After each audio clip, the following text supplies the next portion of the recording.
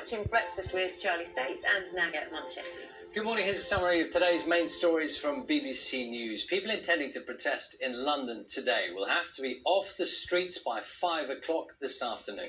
That's because the Metropolitan Police says it's put conditions in place which apply to all demonstrators, including left and right-wing groups, which have notified authorities of their intention to rally.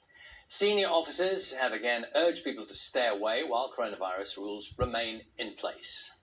British Airways has been described as a national disgrace by a group of MPs over its handling of staff during the coronavirus pandemic. The airline is planning to make as many as 12,000 redundancies and ask some remaining staff to take large pay cuts. The company says it's doing everything it can to sustain the maximum number of jobs through unprecedented times. The Queen's official birthday will be marked with a ceremony instead of the annual Troop in the Colour parade as the coronavirus lockdown continues. It is only the second time in her 68-year reign that the parade in London has not gone ahead. Instead, Windsor Castle will host a ceremony with a small number of Welsh Guardsmen and military musicians. Social distancing rules will be placed for those who are marching. An episode of Fawlty Towers, which was removed from the UK TV network because it previously contained racial slurs, is to be reinstated with extra guidance for viewers. The episode, titled The Germans, will return to the platform in the coming days. UK TV, which is owned by BBC Studios, previously said it made the programme unavailable while it carried out a review.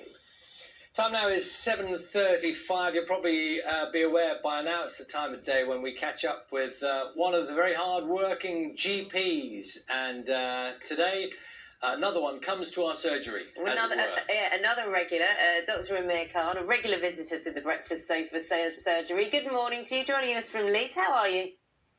Morning, I'm good, thank you. How are you? Very well, thank you for asking.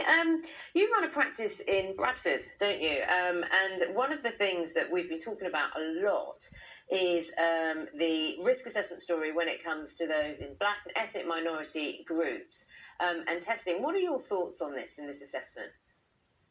Well, I think it's really difficult because the paper that came out from Public Health England last week was pretty much just a statistical analysis rather than a report. And as we know, we've been lobbying to get recommendations from BAME communities and get risk assessments. And I work in Bradford. We've got a lot of the people I work with are from BAME backgrounds, and it's really important that we're all kept safe while we're at work.